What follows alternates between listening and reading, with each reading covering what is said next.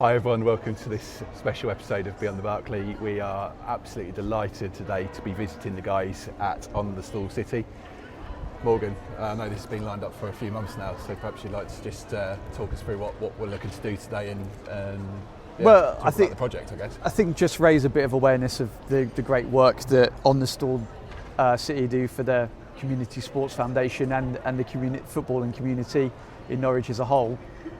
We get to talk to Andy Jacob about their experiences with running the stall and where it came from. Excellent. So I suppose without further ado, let's head in and go and see the guys. Hello, I'm Morgan Hewitt from Beyond the Barclay podcast. I'm joined with the illustrious Andy from On the Stall City. How are you, Andy? I'm fine, thank you. Nice to see you. Always a pleasure. So if you could just tell me a little bit about On the Stall City, how it came about, what the idea was, because the origin story. The origin stories, yes, please. Well, On the Stall City, we started out, really it was a suggestion of consultant neuroscientist, psychologist, believe it or not. Because go back to 2019, Jacob, my son, who has autism, but he has extreme anxiety as well. And at that time, his anxiety was putting him in hospital quite regularly. And he had a particularly bad episode in 2019 that was really unfortunate. Anyway, the suggestion was to the consultant that he needed to do something to try and divert his anxiety. At the same time, we had a bit of a crisis at home because Jacob, like many Norwich fans, had basically accumulated a whole range of Norwich shirts. So he'd been buying Norwich shirts since he'd been a fan. Yeah. So we had like at least 3 a year, you know, the home shirt, the away shirt, the third shirt, plus training shirts. And his wardrobe was about to explode. So the idea was, why don't we just do a boot sale and sell off Jacob's stuff? Yeah. So that was the idea. Yeah. So the consultant thought it was a great idea, give him something to think about, organising and all that sort of thing. So we decided to do a boot sale. And then we saw an advert in the local, in the EDP, that Norwich City Council were offering out pop-up stalls in the market, which they do now. But at that time, it was you could get a pop-up for 3 days. So we thought, let's just do that instead. So we did a pop-up stall, brought all Jacob's stuff down to sell, and the idea was to sell it to give all the money to the Community Sports Foundation.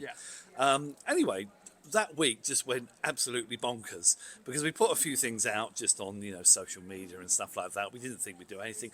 We sold out. We had people turning up with bagfuls of their old shirts for us to sell. We had Darren Huckabee turned up and gave us a great support. Tom Smith turned up from the club. All sorts of people turned up, which we weren't expecting, and it became a big event. Right. So we thought, well, let's do it again because that week we raised about £1,000 for the Community Sports Foundation, just selling pretty much just second-hand stuff. Yeah. So we thought we'd do it again, and then that went really well, and we thought we'd do it again, and we did about 6 pop-ups at the market. And each time we were getting people rock up with suitcases full of stuff. Right. Then the club came along and said, we've got some stuff. Would you like to have some, new shirts and things? And we thought, yeah, great. So we started it really started taking off. And we thought, Jake was really loving it. Yeah. I mean, I must say, if you've not been at Norwich Market, really go. The people there, the stall holders there are brilliant. They supported us. We were complete amateurs. Didn't know what we were doing. Yeah. The amount of times our tables collapsed and we were on a hill. At one time, our rails sort of rolled down the hill towards, sort of the Haymarket. And it was just, complete incompetent idiots. Didn't know what we were doing. At the end of the week, we'd have a big carrier bag full of money. Literally, we'd go down to the Community Sports Foundation offices with a carrier bag just full of loot, put it on the table and say, look, there's our takings for the week. So we were hopeless. Yeah. So we did that anyway. And then it was getting really popular and we were really getting, we thought the market was great. And it became an opportunity to actually take a lease out on one of the market stalls arose. So we thought, why not? So we made an application. At that time, going back to 2019 again, there was actually a long list of people who wanted a market stall. So we had to fight off some competition, had to do business planning and all. It got very serious. Yeah. But anyway, we won, we got through. Yeah. So we got a stall. That was fantastic because we had to go through the negotiation of the lease and we were really ready to go. And then the pandemic came. Yeah. Actually a week before we were due to sign the lease. So when the pandemic came, of course, we thought, well, let's keep going. So we went online. Right. So we started doing online. We were allowed to go to our lock-up and do stuff during pandemics. And myself and Jake and my wife Sharon, we were photographing stuff. We ran a little online business from home. Again, the whole point of this, all of this was going, all the proceeds were going to the Community Sports Foundation. And it kept us going during the pandemic. It was brilliant. So after the pandemic, we then went back to Norwich Market and we got a lease on the stall there. And then we started having conversations with the club about actually getting to a more formal arrangement with the club, that they were willing to sell us surplus. Okay. So we said, great. So we started buying stuff from the club, a little bit at a time, and then a bit more, then a bit more. So we needed another stall. So we then took another stall. So we had 2 stalls at the market. Right, okay. And then we started buying a bit more and a bit more from the club. And then we realised that this was actually really, people were really enjoying it. I mean, people were coming regularly to the stall. We sell, repurposed stuff at really cheap prices, and we do this for nothing. We don't take any money at all, never have. So, and the profits go to the Community Sports Foundation. People just loved all that. So the forum itself is a charity, and they put on events here, like we just had the Games Festival a couple of weeks ago, and that's all put on free by the charity. The people who work here are working on the Science Festival, Book Festival, all this stuff, all done free, and they're a charity. So now to get into here as a forum, because it is a charitable organisation, we had to demonstrate. They wouldn't lease out to anybody. You had to demonstrate you had a community sort of approach. So we are a community shop. So again, we had to go through quite a long procedure. Just on that, Andy, what is on the stall city? Well, what we are, as you can tell, we've never really had a sort of objective other than to provide somewhere for Jacob to actually work and to actually meet people and talk. That's the main objective. But we're a community shop that sells stuff. It's just myself, my wife, and my son. So myself, Sharon, and Jacob, who run this. We do this for nothing, and we repurpose clothing. So a community shop that repurposes clothing. Brilliant. That's in a nutshell what we are. So just talking about some of the events that you mentioned in the space out there, you've been involved in the Collectors Fair. So, and it grows. It's fair to say it grows year on year. So, can you explain what the Collectors Fair is to the audience at home, and your future plans with it? I feel like I'm interviewing you at you've just played 90 minutes. Yeah. I've got a little interview board actually in the changing room if you want to use that. No, well the thing is when we moved into the forum from the stall. One of the first things is, I say it was just an office. We just had a stall. We realised we could do more than just sell stuff. We are a community shop, so we wanted to put on events. So we've actually run now 4 events in the last just over a year. So we've been here 18 months, whatever it is. We've been here. So we ran a collectors fair in April of 24. We ran a collectors fair this March. We ran a Poppy Day event last November. We also did a Sabutio tournament event a few weeks ago. So each of the events, the Collectors Fair is something I've been working with Billy Pointer, Mr. Norwich Shirts. He's top guy, Billy. He works as our shirt authenticator. It's difficult not necessarily to tell whether they're fakes or whether they're match worn or not match worn. So Billy has always been very supportive of us behind the scenes on that. But Billy's a top guy. I approached him last year and said, look, we'd love to do an event here, a Norwich event. Is there any chance you could just sort of exhibit some of your collection? You've spent time with Billy, haven't you?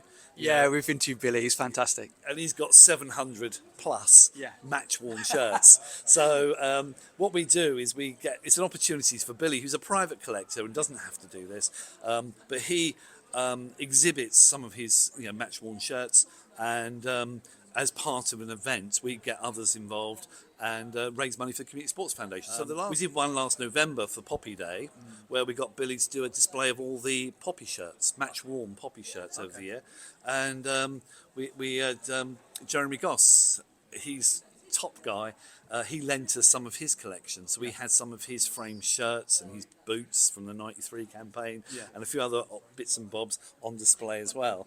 And again, we raised good money. I think it was about 1,200 quid for the Poppy appeal for doing that.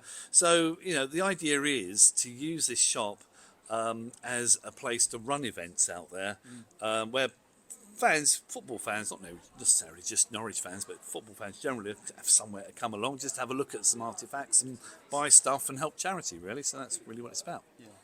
So I'm joined with Sharon and Jacob from On the Stall City. Hi guys, thank you so much for talking to us today. If we'd just like to start by perhaps giving us some of the highlights of running the stall in the market and also the shop. So if we start with you, Jacob, what's been the biggest highlight for you? Hello, I'm Jacob. I'm from On the Stall City.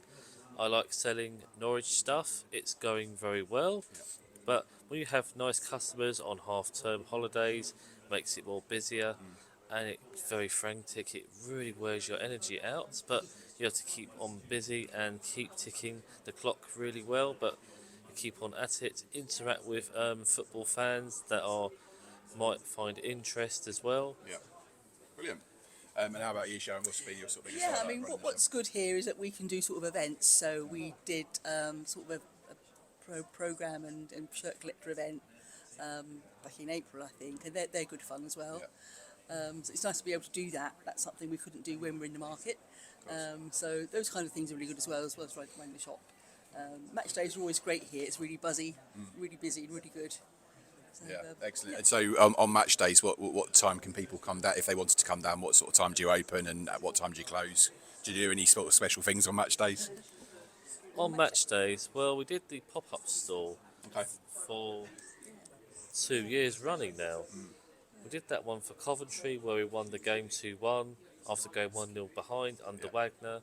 Sheffield Wednesday, we missed the first half, which we're good. We're 2-0 up. In the second half, we got in our seats and it went 3-2 in the end to Sheffield Wednesday, sadly. Right. That was a real collapse in 12 minutes. Goals, which is we conceded. Yeah, definitely. And how about Yeah, you, Sharon? I believe people want to come here on match day. We're open from 10 until 2 Yep. on a match day. Brilliant. And yeah, Does that give you enough time to get down to the grounds? just about, yeah. And then sort of finally then, is there any sort of merchandise that you'd want to keep for yourselves, you know, when it comes in? Is there anything that you think, wow, I really like that and I want to take that home for myself?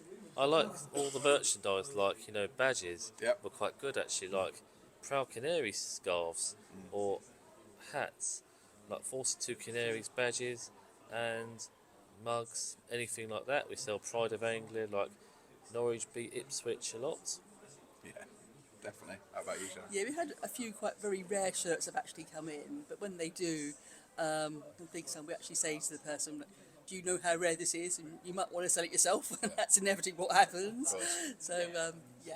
So, No, it's nice that you're able to give that advice, and I suppose when you see so much merchandise, you get to see which ones are the most Yeah. valuable ones and stuff, and it's nice that you still want to pass that back to the community anyway. yeah, some people don't realise sort of how rare it was, sort of thing. You just didn't feel right sort of take it off them. So, How do you feel Norwich are going to do next season under Liam Manning? Well, So- I reckon we get top 6 or top 2 if we're lucky. Yeah. It depends of where we're at come the following season, of what type of players we need in, like those calibre of players, like new strike force. I think it's too early to call, really, isn't it? Probably a bit more optimistic now was a few weeks ago. Yeah. I suppose it depends who we're going to bring in, really. Of course, yeah, no, so definitely. who knows? I think I agree with you both. I think we'll do well this season, and hopefully under Manning's stewardship, he got the playoffs last year, so hopefully he can do the same for us he's this year. got the potential, hasn't he, Yeah, to do well. definitely. Well, thank you so much. Lovely to meet you both, Cheers, and Jim. thanks for Thank you. thanks for showing us around and telling us more about this Cheers, project. mate. So.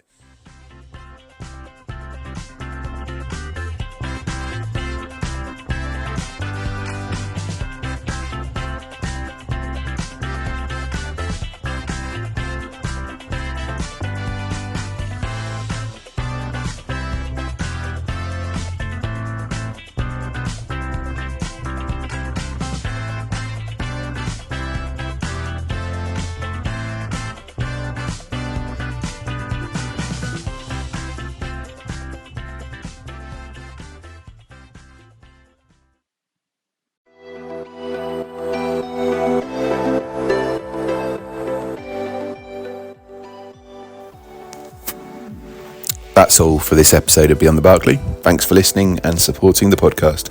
If you enjoyed it, be sure to follow, leave a review and share it with fellow Norwich City fans. We'll be back soon with more insight and discussion from around Carrow Road. Until then, on the Ball City.